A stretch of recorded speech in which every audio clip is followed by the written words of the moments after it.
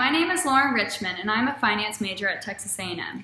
Hi, I'm Shelby Davenport, and I'm an Ag Leadership major at Texas A&M. Hi, I'm Kielmany Chung, and I'm a communications major here at Texas A&M. And although the three of us all have different majors, one thing that we all have in common is that we are really passionate about the social exchange theory.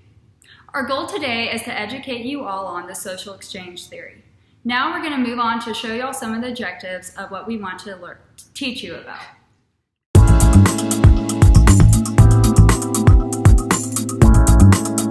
The first objective is, after watching the video, students will be more familiar with the minimax principle. The second objective is, after the lesson, students will be able to weigh the relational rewards against the cost. The third objective is that after watching our presentation, you will be able to understand the difference between the comparison level alternative, and what makes a relationship unsatisfactory stable, satisfactory unstable, as well as unsatisfactory stable. The social exchange theory is a broad approach used to explain and predict the motivational foundation for relationships. This theory evaluates how people base relationships off of rewards and costs. The equation outcomes equals rewards minus cost is used to illustrate this relationship. People use thresholds such as the comparison level to evaluate how attractive their past relational outcome is, and the comparison level alternative to predict anticipated alternatives to their relationships.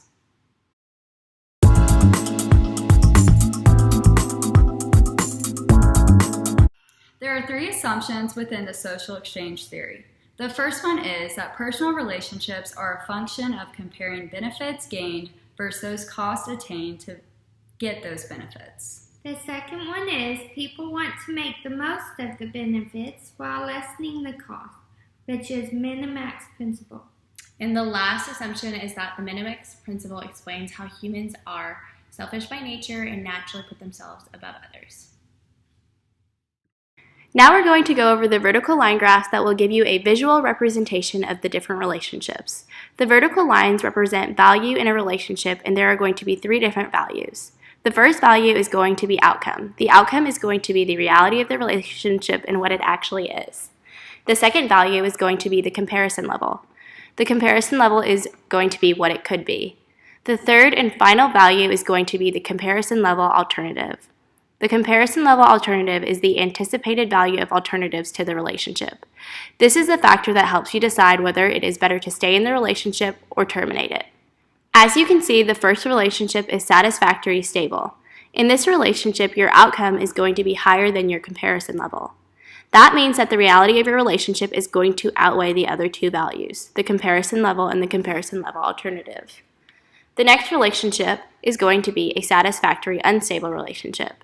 In this relationship, your outcome is going to be less than your comparison level alternative, meaning that the other relationships begin to become more appealing to you, and that is going to be why it is considered an unstable relationship. You're going to want to terminate the relationship, or at least consider terminating it because of this. The final relationship is going to be the unsatisfactory stable relationship. As you can see from the vertical lines, your comparison level is going to be greater than your outcome in this relationship, and your comparison level alternative is going to be less than your outcome. In this situation, your relationship is stable. Your comparison level alternative is lower than your outcome, and therefore you are not going to leave the relationship even though you believe your comparison level is higher than your outcome. As you listen to the scenario, try to predict what the relationship results will be for each character. Sarah and Madison have known each other since their freshman year of high school. When they end up going to the same university, they decide to become roommates, since they both feel like they get along well, even though they are not great friends. Additionally, Madison has a bulldog that she decides to bring with her to college. After Madison graduates from high school, her parents decide to move to Colorado because Madison's dad receives a job offer that he cannot resist. Unfortunately, this means that Madison does not have anywhere to leave her dog when she has to study for finals or when she goes on weekend trips with her friends. Luckily, Sarah's parents have always wanted a bulldog, so they always welcome Bo into their home. Since Sarah's parents are able to watch Bo, she chooses to live with her over another girl named Lucy from high school, whose dad is allergic to dogs and cannot keep Bo over breaks. Living with Sarah is convenient for Madison because she does not have to worry about having to find someone or somewhere to leave her dog when necessary. Madison learns that her roommate Sarah is an inconsiderate roommate shortly after moving in with her. She often leaves dishes in the sink, the lights on at night, and sometimes she takes Madison's belongings without asking. Although Madison does not like living with Sarah as a roommate, she knows that she has to be nice to Sarah because of the huge favor Sarah's family does for her.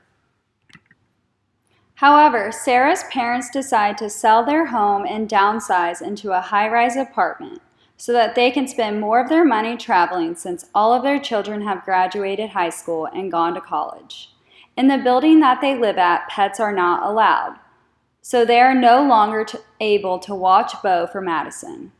When it comes time to decide where to live next year, Madison decides to live with her other friend Parker, who also has a dog, and parents that allow Madison to leave Bo at their home. So first we will evaluate the satisfied relationship. This is where the outcome is greater than the comparison level. This is when Madison feels like her outcome of living with Sarah is greater than her comparison level of living with Lucy because Lucy cannot watch her dog, Bo. The second outcome is a dissatisfied relationship. This relationship shows that the outcome is less than the comparison level. Madison becomes dissatisfied with Sarah as a roommate because it is difficult for her to live with her, and Sarah's parents are no longer able to watch her dog. The third relationship will result in a termination. The outcome is less than the comparison level alternative. And this is when it is time to decide on living situation for next year, and Madison decides to live with her friend Parker because she can benefit from her relationship with Parker since she is able to leave her dog at her house. Now we're going to talk about the relationship outcome in this specific scenario. This scenario teaches us about the Minimax principle because Madison's decision to live with Parker is selfish. She doesn't consider the fact that Sarah will not have anyone to room with next year now that she is abandoning her for Parker. She is also abandoning Sarah because she no longer feels like she can benefit from being Sarah's roommate.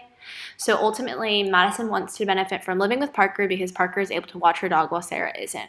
Parker may be a roommate that is just as bad as Sarah, but Madison still believes that she will benefit from being Parker's roommate over Sarah, who is a bad roommate and is no longer able to watch her dog.